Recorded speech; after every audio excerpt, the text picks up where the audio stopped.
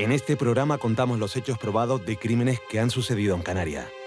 Tanto la fecha como los lugares descritos y algunos nombres son reales. Otros los hemos cambiado para preservar la identidad de los testigos.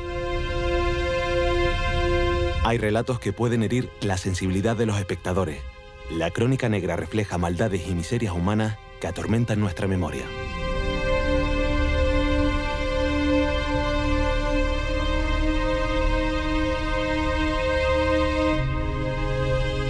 En marzo de 1990, Puerto de la Cruz se convierte en el escenario de un violento asalto a un furgón blindado.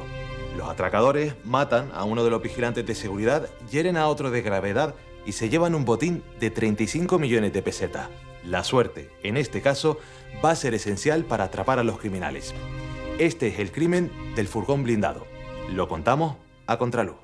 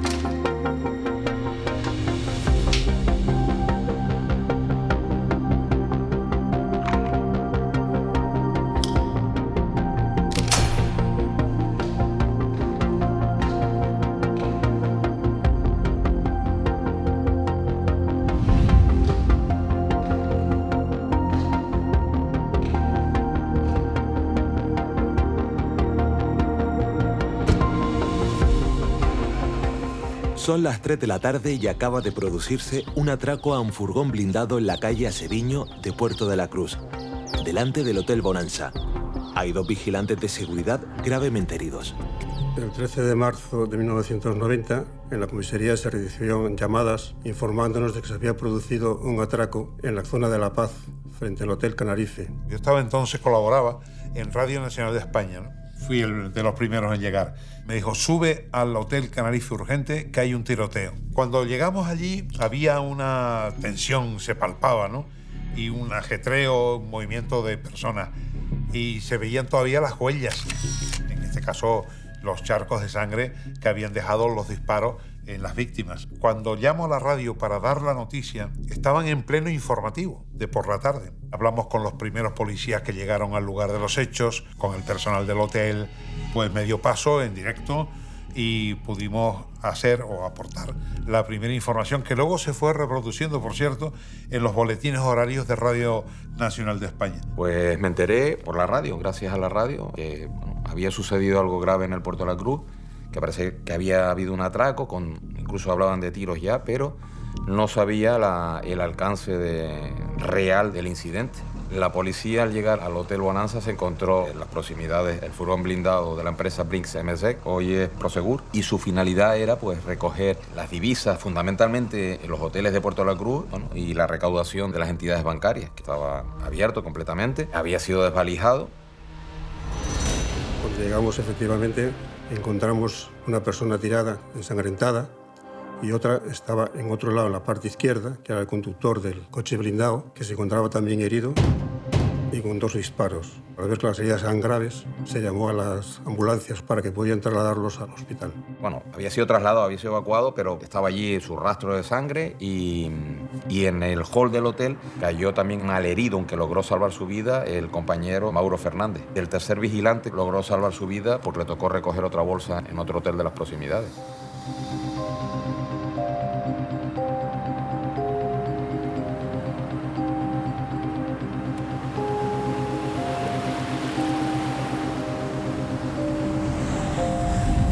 Uno de los heridos llega al hospital 1 hora después del atraco.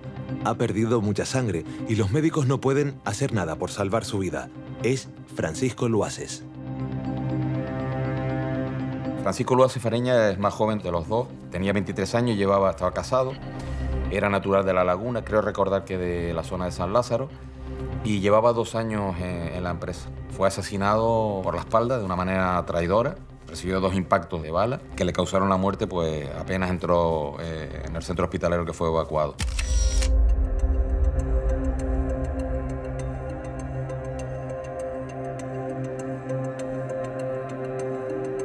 Creo que llegó todavía con algún latido, pero terminal, que vino ya fallecido y entonces no pudimos, lógicamente, hacer nada y nos centramos en el caso de Mauro.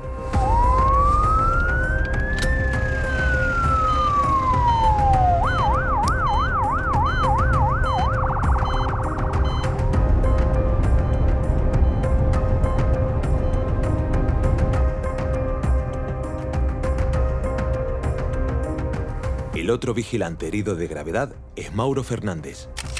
Mauro Fernández era un poco mayor que él, tenía 37 años en el momento del atraco y llevaba como unos 10 años trabajando para la empresa Brinks. Me acuerdo que me decía, yo quería que me llevaran al hospital porque estaba de guardia un médico, famoso y político canario, Antonio Larcó, porque la mujer de Mauro trabajaba en las labores del hogar en la casa de Antonio Larcó. Y efectivamente, cuando llega al centro hospitalario, al hospital universitario, quien lo opera de urgencia es Antonio Larcó. Y él siempre me lo decía, dice, yo le debo la vida y estoy vivo gracias a Antonio Larcó. Estaba de guardia y Mauro llegó dolorido, mantenía las constantes vitales, hablaba, yo estuve hablando con él, lo conozco.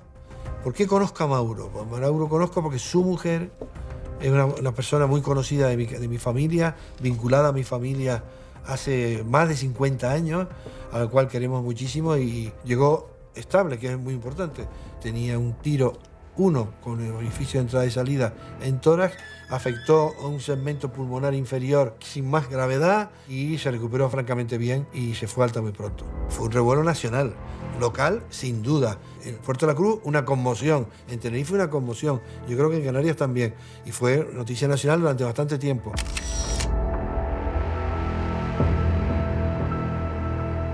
Un impacto enorme, enorme. La velocidad a la que actuaron los delincuentes, la frialdad, que descargaron sus armas sobre los vigilantes enseguida, y enseguida se tuvo la sensación de que se trataba de delincuentes organizados, de una organización criminal, pues produjo una enorme sensación, como es natural, también de miedo y de temor y de preocupación.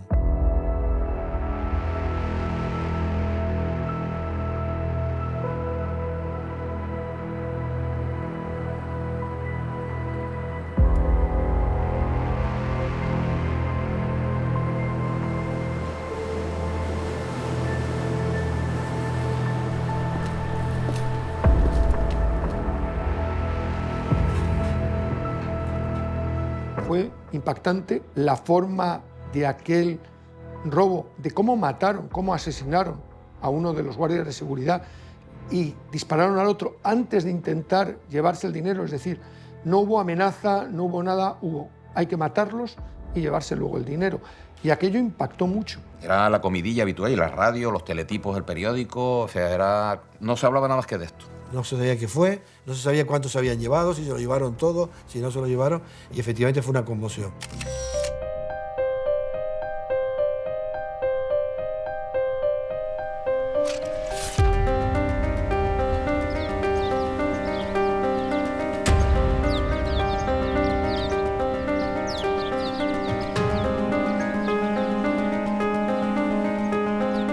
La Policía Nacional asume la investigación del caso y recaba datos a contrarreloj.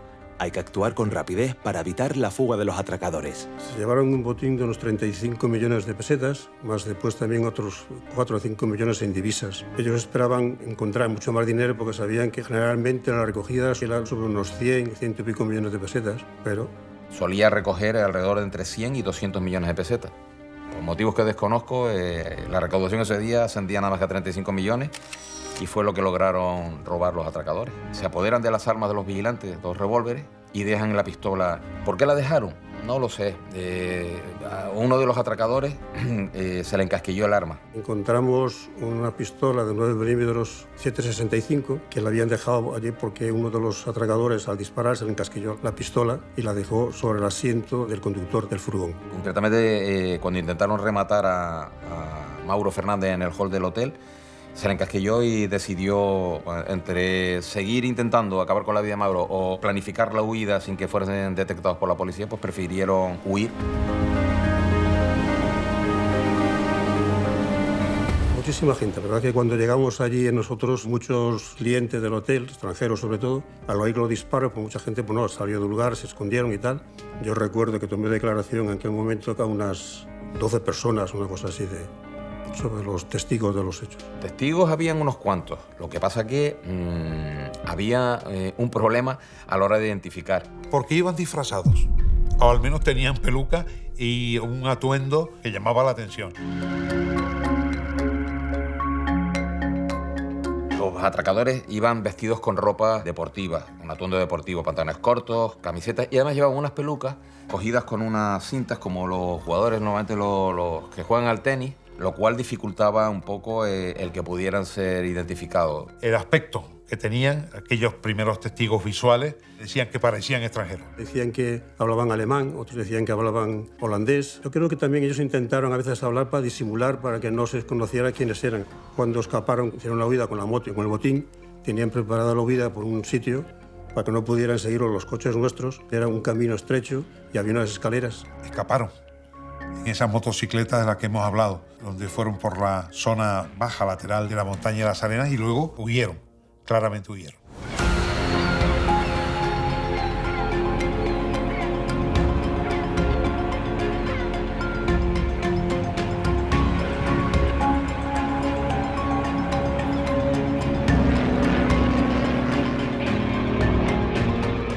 Tan solo 2 horas después del asalto, la policía ya peina toda la isla en busca de los atracadores. Inmediatamente, la comisaría del Puerto de la Cruz y la comisaría provincial, que se hizo cargo casi enseguida de las diligencias, de las averiguaciones, trató de montar un dispositivo de control de las salidas de la isla. En puertos y aeropuertos. Se cerraron a cal y a canto completamente y se verificaba todas las identidades de quienes salían por medio de estas dos vías. Se establecen mecanismos de control, los periódicos titulan "Se cierra la isla", los policías se organizan en los puertos, en los aeropuertos, en las carreteras para ver si se encuentran con personas que puedan parecer sospechosas, pero recordemos que en los momentos iniciales no se tienen pistas.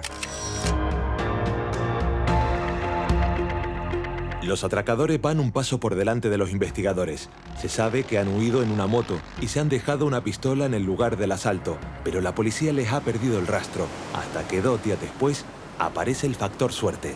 Los obreros descubren la moto. Unos obreros que estaban trabajando allí arreglando un chalet y vieron cómo unos individuos que venían como con peluca o algo así, pues tiraban la moto y se metían en un furgón que estaba esperando, llevaba un rato y esperándolos. Metieron todo lo que tenían de las bolsas que llevaban ellos el dinero, la metieron en el furgón y se marcharon. Y coincidía con la versión que nos habían dado la gente, los testigos, de que era la moto que habían usado para el atraco. Hay elementos que fueron decisivos. La moto fue muy importante porque la moto permitió llegar a las proximidades de donde habían preparado el último tramo de la operación, y la pistola, porque una cosa muy llamativa es que los atracadores se dejan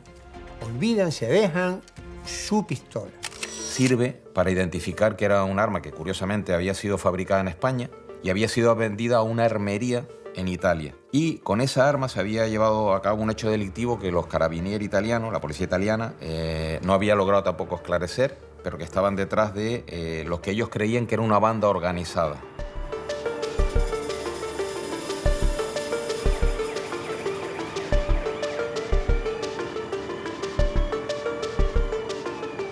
Los investigadores ya tienen un hilo del que tirar. Unos testigos han visto a los presuntos atracadores abandonar la moto en la que huyeron del escenario del crimen y emprender la marcha en una furgoneta. Además, analizan el arma que dejaron abandonada en el lugar.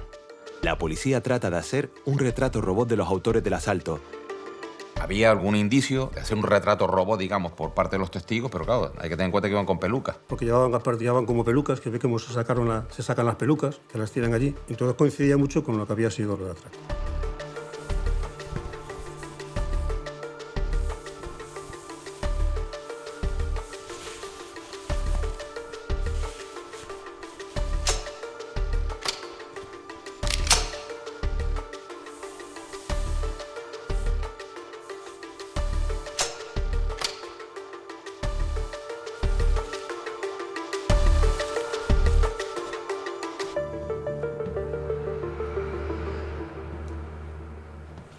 El 16 de marzo, 3 días después del atraco, los investigadores vuelven a tener otro golpe de suerte. Contra todo pronóstico, aparece la furgoneta que están buscando.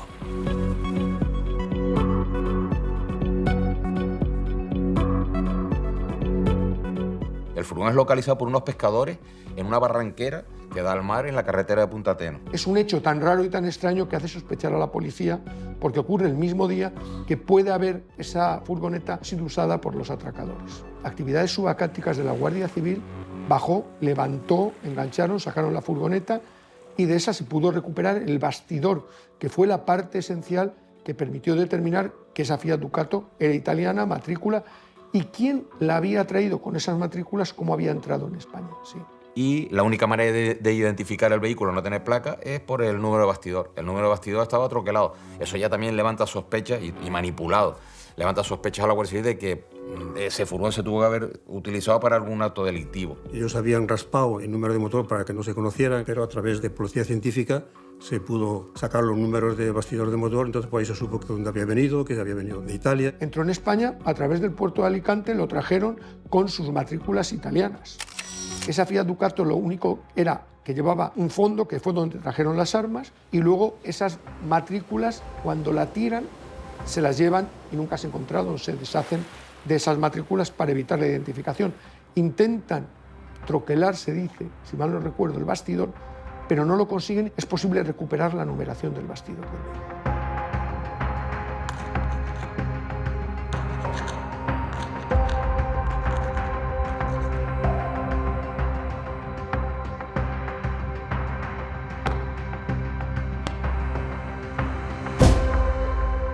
El número de bastidor es el ADN de todos los vehículos.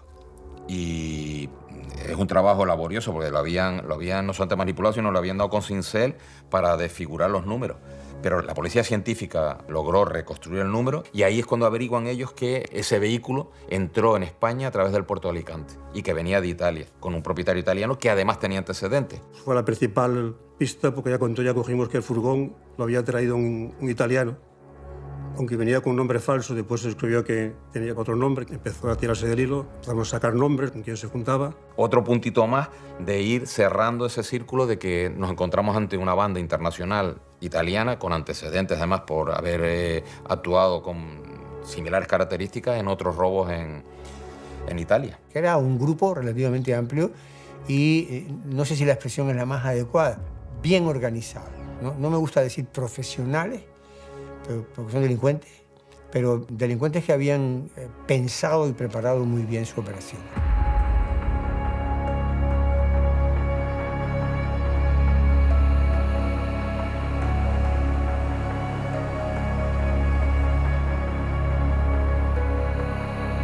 Los investigadores ya tienen los datos de la furgoneta, de la pistola y diversos testimonios. Viajan a Italia para acabar de desenmarañar la madeja con fotos, documentos y conversaciones telefónicas.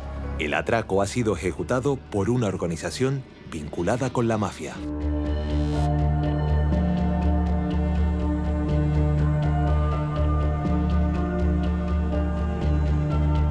El primer detenido fue Hugo Nevi.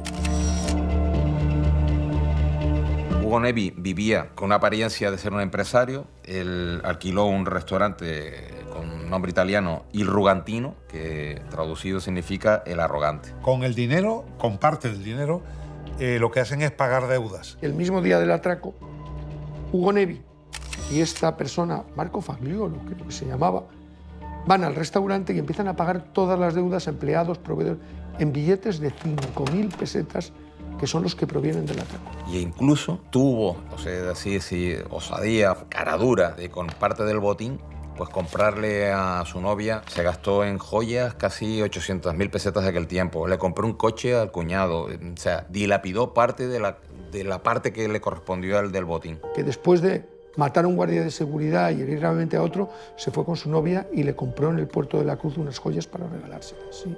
Los dos fueron a matar directamente a los dos guardias de seguridad y si se salvó uno de ellos fue porque se encasquilló la pistola. Si no, no le hubiera pegado 2 tiros, le hubiera descargado los 6 tiros hasta matarlo. Para preparar el atraco existe la sospecha de que llegó en enero, a mediados de enero. El atraco creo que a primeros de marzo. 2 meses o 3 meses antes estuvieron vigilando el itinerario del furgón, dónde paraba, calculaban las sacas, lo que recogía, y él era uno de los que llevó a cabo esa labor de estudio previo que lleva antes de un golpe de estas características. Hugo Nevi se le localiza en España porque la policía italiana, a través del juez italiano, ha intervenido los teléfonos de esa organización criminal. Y entonces, en una de las conversaciones, se sabe que Hugo Nevi va a venir con su novia a Barcelona. Entonces, como sabemos el día y la hora al que van a llegar, la policía se desplaza desde aquí y se procede a su detención, si no fue en el propio aeropuerto de Barcelona, en el hotel al que se dirigieron. Entonces sabíamos que tenía una novia ahí en Puerto de la Cruz, vivían en un apartamento que había allí, ella era catalana, se marchó para Barcelona y decidimos una cosa, como no teníamos más datos, seguirla a Barcelona y al final de mes, de estar un mes allí, a primeros de junio creo que fue, llamó y venía a verla. Fue cuando los compañeros de Barcelona lo detuvieron allí en Barcelona. Yo estaba en Barcelona, fuimos a buscarlo allí a Barcelona, lo trajimos para aquí, para Tenerife. Y son detenidos en Barcelona por los policías judiciales de Santa Cruz de Tenerife, que con las fotos que proporciona la policía italiana proceden a su detención en Barcelona. Si el hecho se produce en marzo, creo recordar que a primeros de junio de 1990. Yo estoy apuntado al turno de oficio. Recibo una llamada de teléfono del Colegio de Abogados y me dicen: por favor, Florian, te hemos designado abogado para la defensa de un señor que ha cometido un atraco. Dirígete urgentemente a la comisaría del puerto, y así lo hice. Ese fue mi primer contacto con el problema que se me venía encima. Y yo me dirigí a hablar con él y le pregunté: oye, ¿qué ha pasado? Dice: yo no sé nada, yo no he hecho nada. Desde el principio ha mantenido, o mantuvo, ya no sé si ya lo asumió o no, pero mantuvo en todo momento su inocencia, que no tenía nada que ver. Él mantenía siempre su inocencia y además parecía que venía con la lección aprendida. No me preguntaba como te pregunta cualquier detenido en una primera detención: por favor, ayúdeme, y yo no he hecho nada, yo estaba con mi tío, yo estaba en tal sitio. No, no. ¿Quiere usted saber? No quiero saber nada. ¿Qué me va a pasar? Digo, pues, obviamente el juez te va a mandar a prisión. Ah, bueno. ¿Mucho tiempo? Pues, bastante tiempo. Me venía a ver con frecuencia una joven que se presentó como la compañera sentimental de Hugo Nevi, en la que en un primer momento se mostraba preocupada, para posteriormente siempre preguntarme por cómo iban las diligencias policiales, qué implicados se veían dentro de esas diligencias y qué pruebas tenían en contra de él y en contra de los posibles compañeros. Me empezó a preocupar sobre todo cuando me empezó a pedir que le diese una copia de las diligencias judiciales, a las que evidentemente yo me negué. Pero no me olía limpio, y por tanto algún amigo, algún policía y algún político me dijo: cuidado, Florian, estás actuando a favor de la mafia italiana.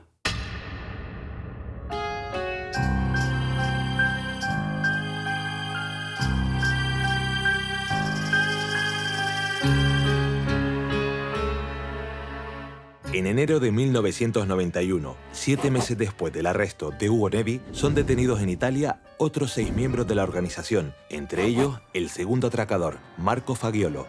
Los investigadores ya han logrado reconstruir lo que sucedió el 13 de marzo. Era un furgón británico, con lo cual el volante iba en el lado contrario. Y el que se bajó ese día a buscar la saca fue Francisco Javier Luace. Francisco Luances, el guardia de seguridad, se baja del furgón, deja a su compañero de conductor, coge una saca de dinero que va a llevar al Hotel Bonanza y, a una distancia calculado en la autopsia de unos 50 centímetros, le descerraja 2 tiros que le causan la muerte. Que le afectó a la aorta, recibió 2 tiros, uno por la espalda y el otro, cuando el chaval intentó virarse para repeler la agresión, recibió el segundo impacto. Y bueno, la herida era mortal de necesidad porque es una de las principales arterias del cuerpo humano. Mauro no le da tiempo a reaccionar porque el otro compinche se ha acercado a la puerta del furgón y ha hecho 2 disparos contra Mauro. Mauro es alcanzado 2 veces, una en la zona costal y otra en un brazo, y él huye para intentar refugiarse en el Hotel Bonanza, pero se desploma por la pérdida de sangre y ahí intentan rematarle. No llega a matarlo,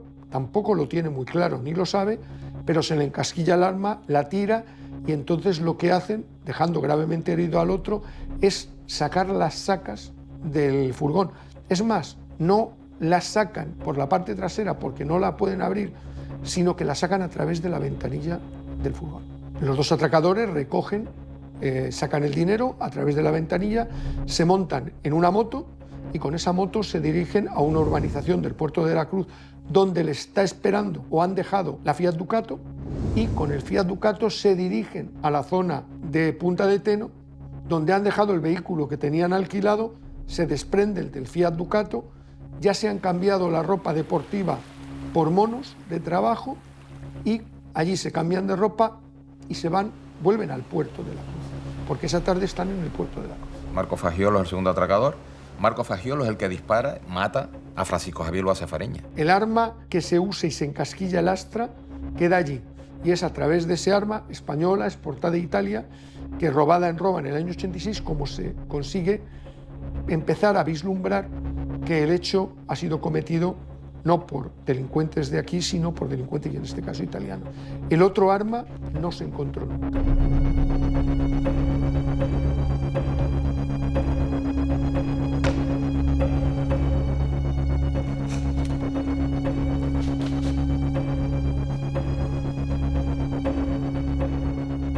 El asalto al furgón blindado dura solo unos segundos. El atraco ha sido minuciosamente preparado.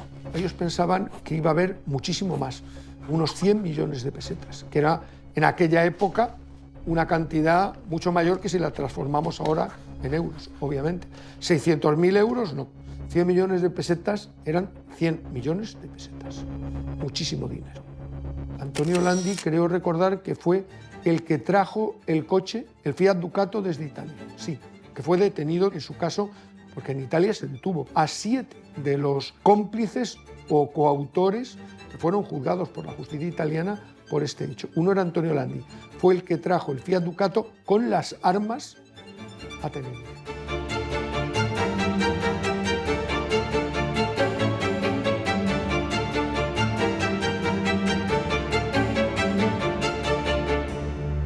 Ya conocemos la identidad de 3 de los sospechosos. 2 son los atracadores, Ugo Nevi y Marco Fagiolo. El tercero es Antonio Landi, el conductor de la furgoneta. Pero hay otras 4 personas involucradas en el asalto y la huida.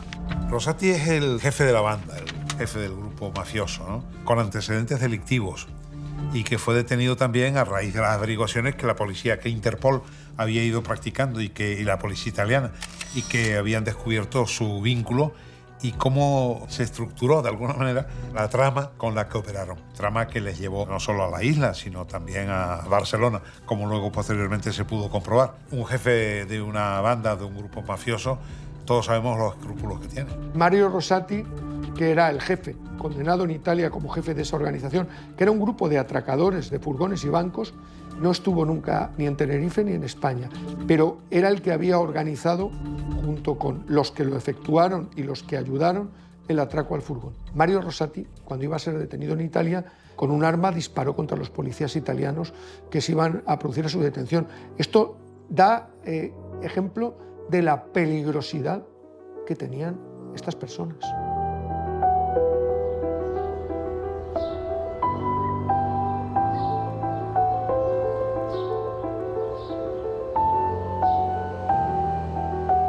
Aún queda por resolver una pregunta. ¿Qué hacen los atracadores con el botín? Ahí entra en juego los otros 2 sospechosos, Walter Brisi y Laura Pita. Walter Brisi y su novia fueron los que les recogieron a ellos en Punta de Teno después de deshacerse de la Fiat Ducato y los devolvieron al puerto de la Cruz. Los atracadores parte del botín lo gastaron, parte se lo llevaron y parte lo ocultaron. Creemos que si no esa misma tarde, al día siguiente, en el sur de Tenerife. Lo enterraron.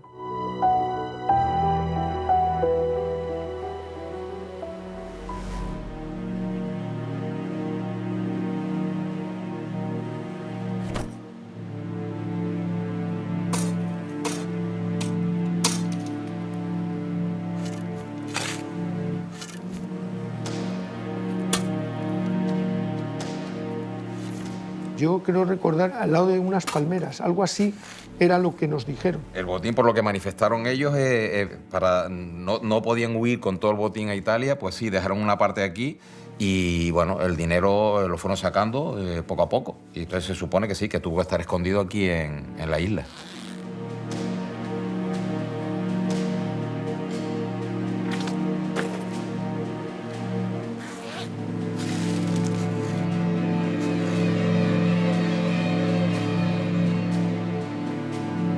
caso se cierra tras un año de colaboración entre las policías de Tenerife, Roma, Milán e Interpol. Hugo Nevi es el único procesado en España. El resto de la banda es juzgado y condenado por el Tribunal de lo Criminal de Roma en noviembre de 1992. El juicio en Italia se celebró antes que en España. Este juicio se hizo por un tribunal especial, que es el Tribunal Antimafia, en una especie de búnker blindado debajo del Palacio de Justicia en Roma.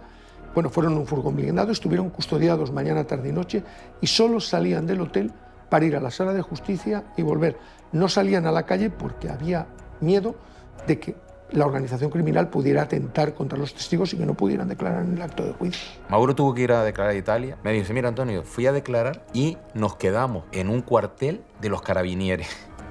Durante el transcurso del juicio, él no se queda ni en un hotel, ni en un apartamento, sino dentro del propio cuartel de los carabineros. Salía todos los días en un coche policial, escoltado por varios patrullas, hasta la sede del tribunal donde se juzgaron a toda la banda de atracadores, y volvía otra vez por la noche al propio cuartel de la policía local.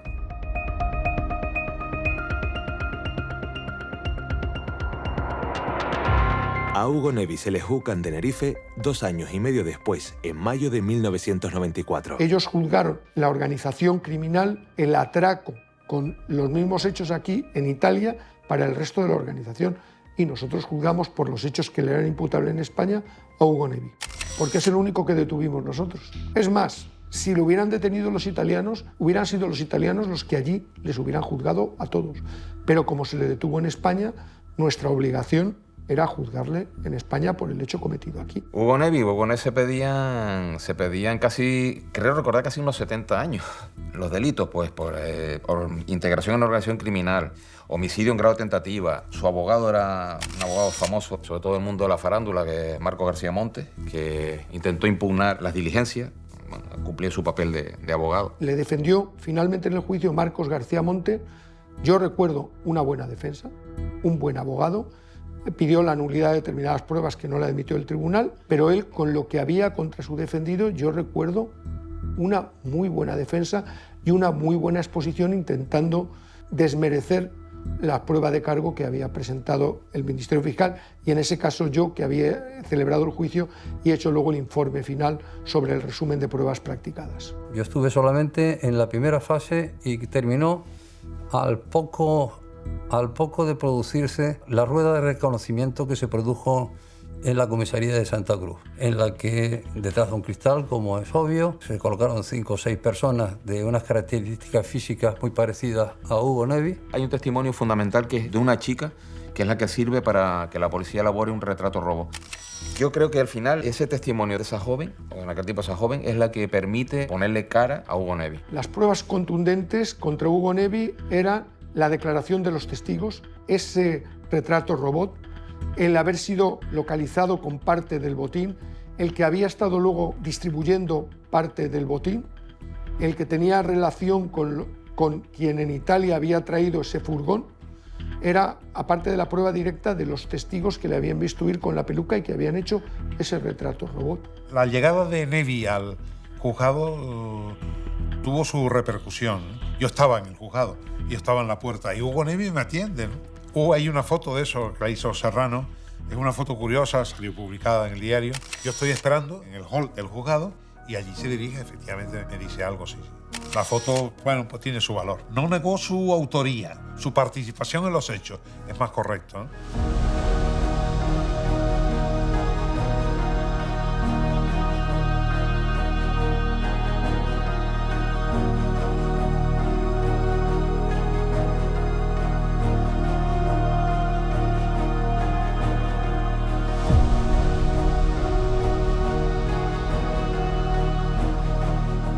Hugo Nevi ha sido reconocido por la mayoría de los testigos del atraco, pese a que iba disfrazado, con peluca y se había quitado el bigote. Quizá fuera un intento por ganar tiempo, pero resultó ser un detalle que provoca uno de los momentos más hilarantes del juicio. Una de las tretas durante el juicio de Hugo Nevi para intentar evitar la confirmación de la identificación por parte de los testigos fue que justificó que se había quitado el bigote porque se le había quemado en el transcurso cuando estaba con uno de sus compañeros. Y aquí tengo que decir que se juzgó al límite de la prisión preventiva.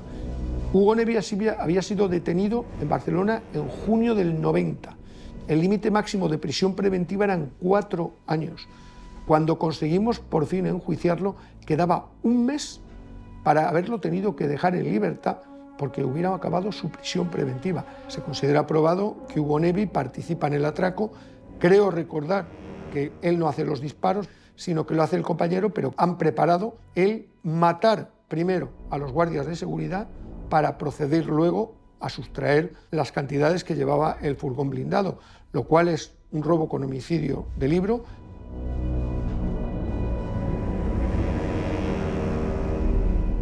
La Audiencia Provincial de Santa Cruz de Tenerife dicta sentencia apenas una semana después del juicio. Hugo Nevi es condenado. Se aplica el Código Penal de 1973, que estuvo vigente hasta 1995. Se les acusa de un delito que existía y que luego desapareció, que era el robo con homicidio. También se les acusa de un asesinato frustrado por haber intentado matar al otro guardia de seguridad, por el que se les pedía 30 años por el robo con homicidio y, si mal no recuerdo, 27 por el asesinato frustrado, más 10 años por la tenencia ilícita de armas. Yo creo recordar que a Hugo Nevi se le impusieron 70 años, casi la totalidad de las penas que pedía el Ministerio Fiscal. Hay que tener en cuenta que la pena máxima imponible en aquella época, fuera cual fuera la suma total, eran 30 años de, se decía entonces, reclusión mayor.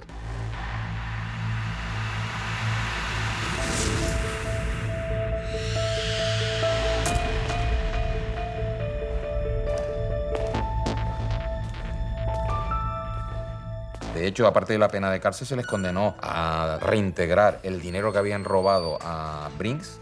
A Mauro pidió unos 750.000 pesetas de aquel tiempo. Y la viuda de Francisco Javier Luase Fariña, creo recordar que pidió unos 20 o unos 23 millones de pesetas. El tribunal consideró que había pruebas más que suficientes para condenar a Hugo Nevi, que luego además termina la cárcel en Italia, cuando cumple en España. Se recuperó parte del botín, bastante, si mal no recuerdo. La sentencia fue recurrida en casación ante el Tribunal Supremo y el Tribunal Supremo ratificó íntegramente la sentencia y las penas impuestas. La detención y el posterior juicio, desde luego, significaron un freno considerable, ¿no?, para las, si es que las hubo, pretensiones de la mafia de querer asentarse aquí y de querer perpetrar más atracos o más hechos delictivos como este, ¿no? Desde luego, a lo que ayudó es a que alguien alejara de la cabeza, si la tenía, la idea de que se podía cometer un atraco en Tenerife y quedar impune.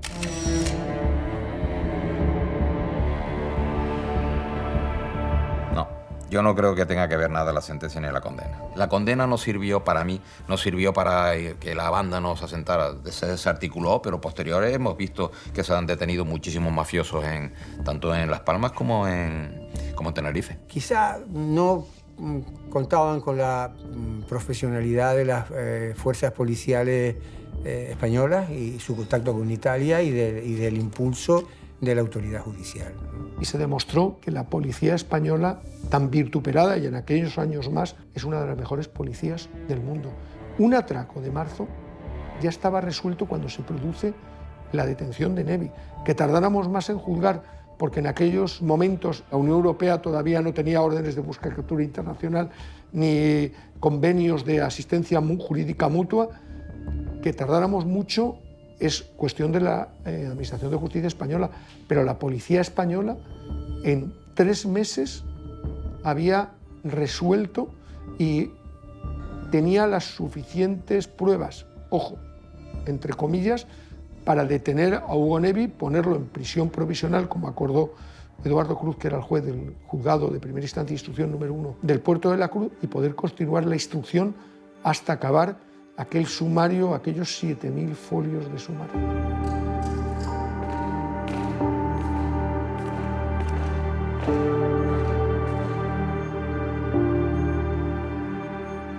Hugo Nevi pasó 17 años en la cárcel, cumplió condena en la prisión de Tenerife II y tiempo después en Italia. En 2007 pasó a un régimen de semilibertad. En la actualidad sigue proclamando su inocencia. Marco Fagiolo escribió en prisión la novela Un crimen real, en la que se menciona el atraco de Puerto de la Cruz. Tras recuperarse de las heridas producidas en el asalto, Mauro Fernández siguió trabajando como vigilante de seguridad. falleció en 2012. Tanto Mauro Fernández como Francisco Luaces fueron distinguidos por la Policía Nacional a título póstumo.